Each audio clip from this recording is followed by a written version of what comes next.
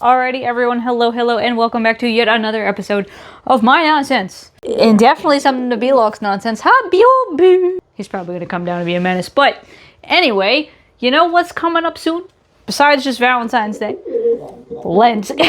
Throwback to a couple years ago when Valentine's Day and Ash Wednesday were on the same day, man. That was a ride. But luckily that's not the case this year. Valentine's Day on a Saturday, Ash Wednesday 4 days later on the 18th. And that is what kicks off the 46-ish day period that we call Lent that leads up to Easter. If you've never heard of it before, it's probably because you don't go to or did not go to any kind of church that observes that.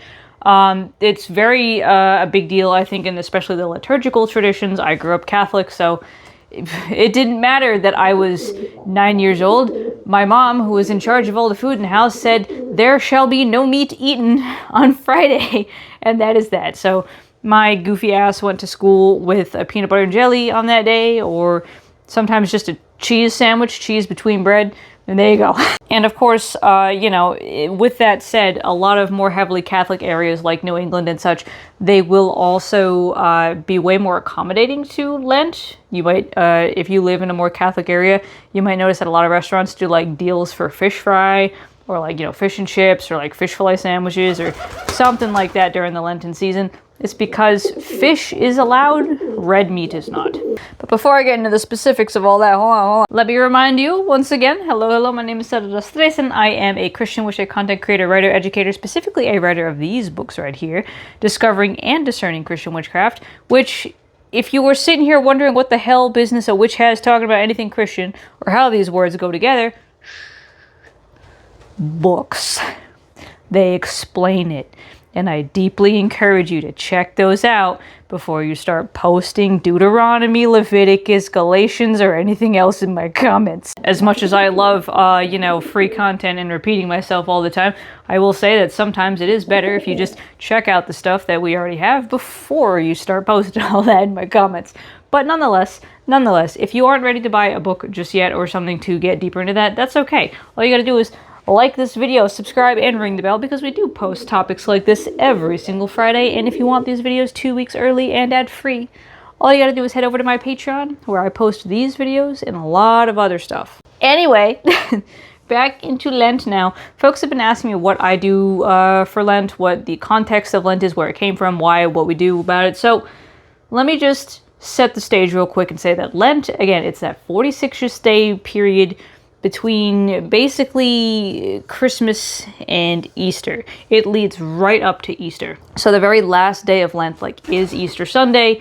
That Friday before it is the super heavy, hardcore, depressing thing called Good Friday. And that whole Holy Week is kind of basically describing the story of Jesus leading up to his crucifixion. And the entire 40 days itself is really just meant to be a time of fasting, reflection, penance, and prayer.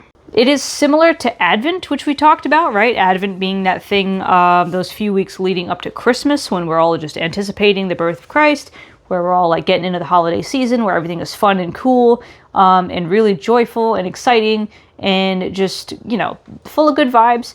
That's Advent. Lent, though, I've said a few times on here that Lent is more that 40 days of state-mandated sadness, because Lent is way more harsh, right? If Advent is when we're celebrating that the light of the world is about to be born, Lent is lamenting, grieving that the light of the world is being persecuted, that the forces of the world are trying to snuff it out. And so generally how this works and what this entails is that it starts on Ash Wednesday, and from that point, every week you abstain from any kind of red meat on Fridays. Ash Wednesday and Good Friday, especially in my tradition, are fasting days in which you don't eat really more than one meal, and maybe if you needed a couple snacks, and where the whole time you focus on giving something up, giving up something that you like. A lot of people choose chocolate or something, or where you give up a vice, maybe if you got a really bad habit of watching reality TV and watching brain rot, you might give that up for a while. It also comes with charity, giving some extra money to the poor or to any of the causes that call to you, and also a time of prayer, right? Asking for forgiveness for the ways in which we fall short, we contribute to this world where injustice is just kind of the rule of law and all these other kinds of things, right? It's really where we reflect on like how we might have had a helping hand in creating the kind of world that would put Jesus on that cross. Everyone's always real big on Easter, but they don't realize that like Lent is that time to really think about what it took to get Easter, right? We talked about it so much on this channel where these really performative online Christians, they're so obsessed with the cross at all the wrong times, like trying to make this evergreen cross with the crown of thorns and all that nonsense during Advent, which is not thematically correct, right? They're always so obsessed with it, but then they never actually take the time to marinate on what that means. For instance, I posted this video and I don't have the comments anymore because I just delete and block people who are willfully missing the point. They're so annoying. Still, I made this post about how this is our God, right? Like, he's not the powerful, he is the powerless, right? In terms of demographic. Jesus wasn't like an army lord. He wasn't a king in the classical sense. He wasn't any of these things. He, for our sake, became poor. He was a member of just like the regular laborer class. He didn't have money. He was hungry a lot, right? He understands our struggles on a human level.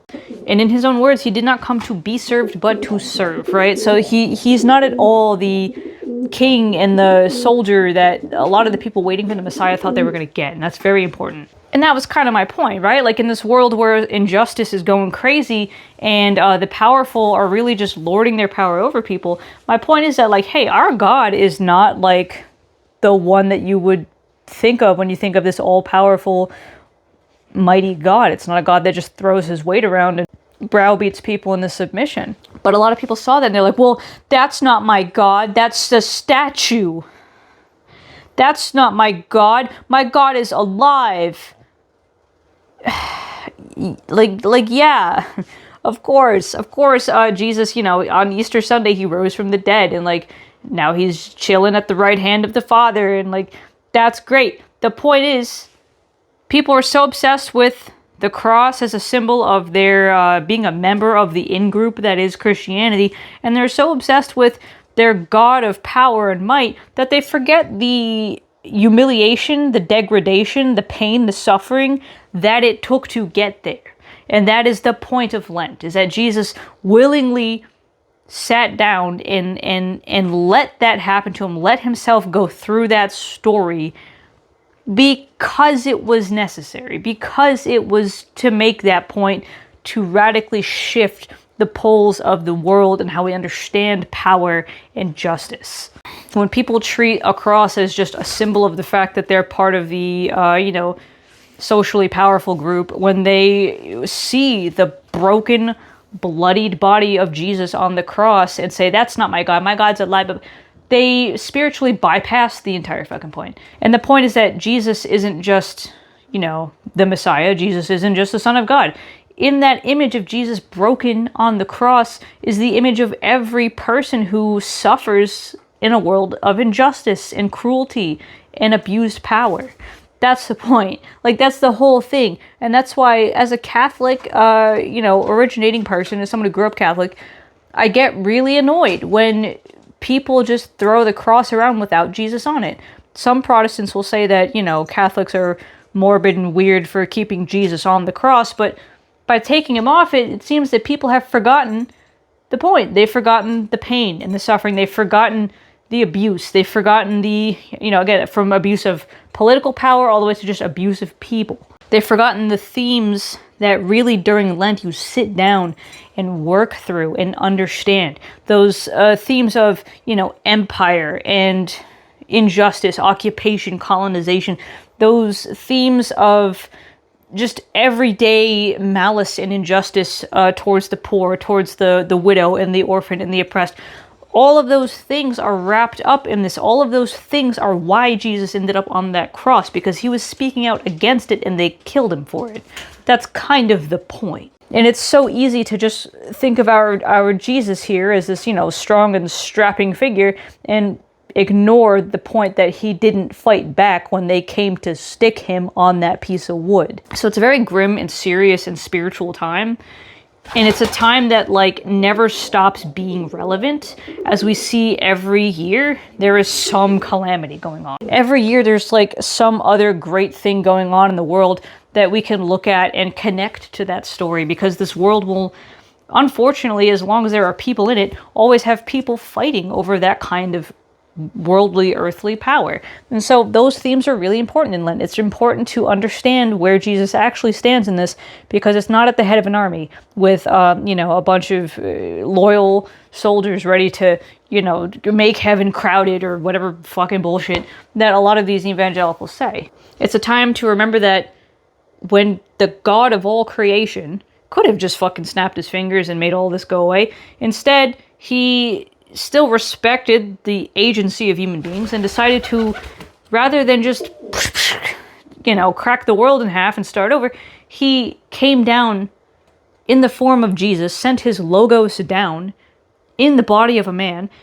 and suffered and died alongside us, which is huge, which is massive, and is a big part of Jürgen Moltmann's The Crucified God, just that kind of theology, that understanding of that kind of solidarity between man and his God. It's crazy, right? It's very powerful, it's very moving, it's very radicalizing. And when we just bypass that for the sake of, skipping straight to Easter, when we miss that 40 days, it's really easy to just forget to appreciate all of that and just kind of move on to the fun part, where we're running around with our syncretic traditions of coloring Easter eggs and running after some bunny and getting a bunch of chocolate and, also making Easter baskets because consumerism never stops. All that kind of shit. Easy to just jump right into that and kind of miss the reason for the season, as Christians so often love to say about Christmas, right? So that's Lent, and it's been around for a long time. From just a brief glance, I just very briefly looked into it just a little bit just to kind of get my bearings. But a lot of people seem to think that it was the Council of Nicaea around 325 CE where this was like established, and it wasn't until like Pope Gregory, 590 to 604 CE that really like solidified this, that really said, okay, here's the standard, here's how like everyone across Christendom should do it. And originally, right, it was no meat, no dairy, nothing like that. But over time, some stuff started getting added and like exceptions had to be made, because if you take away dairy, meat, and fish, you kind of take away like most of the peasantry's food leading up to spring, right? You take away like pretty much everything that they've got. And especially if you're saying like no food until 3 p.m. Well, first of all, the food that you are not eating all day makes you weak and tired. And then the food that you finally do get to eat is usually just like pickled cabbage water or something. And that's very, very hard to live on for 40 days when you're already like kind of strapped for food based on your previous harvest, and where you are already kind of like making do a lot with what you can hunt and fish and find in those times. So a lot of exceptions were made over time, and that's where like, the popes over time, they eventually decided, well, fish doesn't count as meat. I guess a rabbit, technically, sure, that doesn't count as meat, I guess, even though it's obviously meat, just so that people didn't suffer. Because the thing about Lent is that like, you're not supposed to suffer to the point of death. You're just supposed to like show a little restraint, show a little resilience, and deny yourself a little bit, because we've talked about fasting and why that's spiritually beneficial. It's kind of like how, working out, like, yeah, sure, it sucks in the moment, but you get stronger for it later. Same thing with Lent. But if you are starving to death, then that's not really helpful. Doing things that actively are a detriment to your health to that point, no. And that's why when it comes to fasting for Lent, they say that kids aren't required to do it, older folks aren't required to do it, people who are pregnant, who are breastfeeding, not required to do it, people who have like health conditions that make that dangerous, not required to do it. If you are able-bodied and you are old enough and you are like healthy, sure, go ahead and try. But other than that, like, there's no reason to endanger yourself for that. You can just do other things like extra prayer, extra Bible readings, extra charity, and whatever else. But that's really the long and short of it. I mean, that is Lent, right? Those 40 days, thinking, considering, feeling, leading up to Easter, where Easter finally, is this massive rejoicing, not only because you've spent 40 days being sad, but also because you get to eat everything again. You get to have a massive feast. Jesus is back. Everything is awesome. The gospel it's been completed. The good news is here. Like, oh my God, massive party. Massive, massive party. Just an even bigger party, mayhaps, than even Christmas, because this is the completion of the work, right? And then after that, once you hit Pentecost, like after Jesus kind of like shoots off into the sky basically, and Pentecost a few weeks later when the apostles get the gifts of the Holy Spirit, that's when you go back into ordinary time according to this liturgical calendar, and you're just kind of chilling again, basically. Every week in the liturgical calendar after that's going to be called billionth week after Pentecost, until we hit Advent again, which marks the new liturgical year starting all over. One thing that I find doesn't get talked about a lot, and this is where we get a lot of pre-Christian syncretic tradition, is actually in the day/couple days/ maybe even week leading up to Ash Wednesday, and that is Shrovetide. If you've ever heard the word Mardi Gras, you know what I'm talking about. Mardi Gras literally means Fat Tuesday. And what day is right before Ash Wednesday? Tuesday. So Fat Tuesday is quite literally like the last hurrah, right? Like, think of like, I don't know, maybe someone's like, I'm gonna start my diet on Monday. So like on Sunday, they just go crazy eating all their favorite foods as one last hurrah. That's not a healthy thing to do, by the way. Don't do that. But it's kind of a similar idea here. Fat Tuesday is basically carnival. And we see carnival happen all over the world and under different names with different traditions. And a lot of those traditions are very much syncretized with old pre-Christian beliefs. For example, I've brought this one up a lot, but in Slovenia we have this thing called the current. And the current is a little goofy, like, kind of fairy kind of spirit that his whole purpose is to drive winter away, right? So he comes with his big spooky, horns and all that kind of stuff. He's got big fat bells on his waist. His whole thing is to just show up, ring his bells real loud, and then scare winter away and chase it off into the mountains. But in order for him to do that, you have to give him some stuff, right? So these people, these typically traditionally men, would dress up in these heavy, heavy, heavy costumes. They'd go running around through the streets. They would go door to door and go knocking and asking for like sausage, beer, anything like that. And then they would go shake their bells and they'd run off. And there's a lot of traditions that are like that. If we just take a quick perusal around the rest of Europe, we'll see a lot of weird stuff. We'll see the Romanian Capra, there we go, Capra dance, right, where they got this goat and they're just doing weird stuff with the goat. We have in Switzerland, where, right, we are once again, like, we got all these bells and all these crazy costumes to chase winter away. We have all different kinds of carnival stuff. In Germany, we have this thing called Fasching, and this is where, hi, to all my Americans, my American audience, I need you to look at me real quick. For a lot of Europe, Carnival is the equivalent of the Halloween, Samhain, All Hallows Eve type stuff. So many times people are like, Samhain and All Saints Day are obviously connected because look at how many, pre-Christian elements got into All Saints Day or All Hallows Eve, rather, right? Halloween. And it's like, sure, in Ireland and then in America because of Irish immigrants. But I tell you right now, if you go to Slovenia, if you go to Germany, now Halloween as a secular, like, commercial thing is more popular because of America. But my mom growing up in Germany, my mom being born in Slovenia, she sure as hell did not have anything like American Halloween, especially not in November. She would get dressed up in costumes on Fasching, which was basically Mardi Gras, right? Fat Tuesday, Shrovetide. That's when they would get dressed up in all kinds of crazy costumes and run around the streets just causing chaos and making mayhem and just having a grand old time. Music and food and this and that, right? Especially in Slovenia, you'll eat krafe. Krafe are donuts. In Polish, maybe like the paczki. In Croatian, the krafne. Those kinds of things, that's right, fried foods. Hearty, heavy, luxurious fried foods, indulgent foods. Because for the next 40 days, your ass wasn't having none of that. For the next 40 days, you was eating cabbage water, and that was it, right? Other examples include Maslenica in Eastern Europe, especially like Russia and stuff like that. You've got all these kinds of holidays going on where you're just eating fucking butter and cake and sugar and honey, and just all this heavy, really indulgent stuff, because you're not going to get it again until Easter. That's why it's that kind of last hurrah. And so, you know, all over the place, you'll see these kinds of things. All over the place, the spirits are out and about causing mayhem. People are causing mayhem. Everything's going crazy. Because this is pretty much the winter spirits' last, like, hurrah, too. It's their last chance to kind of, you know, mess with people and cause their mayhem before inevitably they are chased off by, you know, the other protective spirits, like the Kurant, the very light of the sun in pre-Christian tradition, as the solar god finally comes to the apex by midsummer.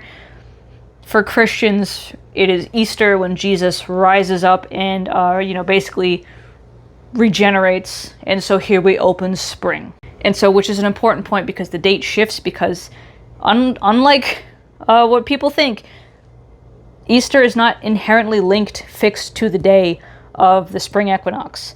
Easter, which in many languages called some version of Pax or Pascha or something, actually follows the same lunar calculations as the Jewish Passover, because Jesus was Jewish, and people think his last meal was a Passover meal. And so it's very symbolic in that Jesus becomes the paschal lamb, right? The Lamb of God that saves all of us with his, sacrifice of himself, versus the typical actual lamb that might be had on a Jewish Passover. So, like, themes, right? Connection. The fact that Christianity came out of Judaism. Like, that's where that's from. And that's why sometimes Easter will be, like, in March. Sometimes it'll be in April. So it all depends on that paschal moon, that last full moon. After that is when we're like, boop, there's Ash Wednesday and Easter and everything else like that. Easter falls after the paschal, like, full moon kind of thing. So it's kind of a pain in the ass to figure out when it actually starts and ends, but you just gotta Google it. Just Google it. Just be like, when is Ash Wednesday this year? And you'll find it, and it'll be fine. Nonetheless, these traditions, obviously, as they come to Europe, and they are very thematically interlinked with a lot of the other stuff going on with spring and stuff in the pre-Christian era, a lot of stuff would get picked up, right? A lot of stuff would transfer along the way. All of the, dying eggs, all of the more kind of like spring-based stuff. Animals are being born in the spring. Everything is waking up. The flowers, the butterflies, all these things, they're all happening, and they're all part of that Easter aesthetic. They're all part of that kind of Easter color, that Easter vibe, because of that intermixing. But of course, like, Europe's not the only one to do all that kind of stuff in the spring. You've also got Persian New Year, Nowruz, which is like also in the spring. It just depends on location. And because Christianity just took Europe by storm, and then Europeans went out and colonized the shit out of everyone else, obviously the thing people think about is the more European-based pre-Christian traditions that got sucked into that. But that's another story for another time, honestly. What matters is that Lent, specifically, is really about that reflection. And I take that seriously, and I also like it because, unlike with Imbolc, which really only gives you like one day, unlike Candlemas also, which also just gives you one day to think about purification, washing oneself clean, getting rid of the old and inviting the new, Lent is a process. Lent says you're not going to become a whole new person in 5 minutes. Lent says, hey, take your time, do your best effort, and really change. Make it a habit, right? If 3 weeks is when something becomes a habit, well, you've got like 46 days. You've got actually like over double that to try again. And some will say, like, on Sundays, you can actually have like a mini Easter, so you can take a break from your fasting, right? You can go watch your brain rot or whatever you gave up. You can go eat your chocolate or whatever, and then back on the grind come Monday. But the whole point is to just make an effort. It's all about effort. It's not about nailing it, being perfect at it. It's just about effort and trying and recognizing that you're not perfect and no one's expecting you to be. You know what I mean? So it's a really beautiful practice to me. It's really a great way to round off winter and invite spring in with a bang. And so this year, right, we've got Ash Wednesday on the 18th of February. We've got Easter on the 5th of April. So a bit of an early Easter kind of in the middle, but it's a good way to just kind of bring April in and all the stuff that comes with April. I personally really like to do this every year. I do the fasting. I abstain from meat on Fridays. My atheist fiance hates it because I'm in charge of the food just like my mother was. And that means it doesn't matter what his beliefs are or are not, we're not having meat. Sometimes I'll like put some sausage on the side for him and just leave it off my own bowl. But generally, no. On Fridays, there's no meat. I try to observe the fasting. I try to, be a little bit more contemplative. I try to up the charity game a little bit, right? So for me, I think I'm going to challenge myself in that every time I want to buy something, every time I add something to cart, I'm going to take that money I would have spent and just put it aside for a charitable cause, which will, not that I really buy a lot of stuff anyway. I'm pretty good about just like closing the cart without buying anything and leaving, but it will definitely give me something better to use that money for. Like if I've got that money to blow on a stupid dress or a shirt or something, I've got that money to give to someone in need. You know what I mean? So it's those kinds of things that we really just double down on, and then we just keep pushing with, and we just keep reflecting with. And it's a great way to just settle into those yearly rhythms too. So that's what I like to do. That's what I like to think about. I think I will do a kind of post Mardi Gras kind of thing. That's what it is in Slovenian, by the way. In Slovenia, it's Pust. In Germany, it's Fasching. Most people know it as Mardi Gras. Some people know it as Shrovetide, Fat Tuesday, whatever it is. I might do a little something. I might get myself a little donut, a little jelly donut, for tradition's sake. You know what I mean? Whatever it is, though, I do hope you all enjoy. You consider picking it up if you are able. If you are not able to fast from food, again, maybe you fast from like something silly. Maybe you add something in instead of giving something up, whatever it is. Just make it your own and make it a good 46 days of just thinking, contemplating, reflecting, and just settling in that somberness before we explode into the celebration. I'm telling you, it's going to make the celebration feel that much more vibrant when you do that. I used to not care much for Easter, but after doing this, Easter really is such an utter relief, such a complete just explosion of joy, especially when you backdrop it with 40 days of somberness. So consider it, try it out. And let me know if you have tried it out before or if you've never heard of it before in the comments. See ya.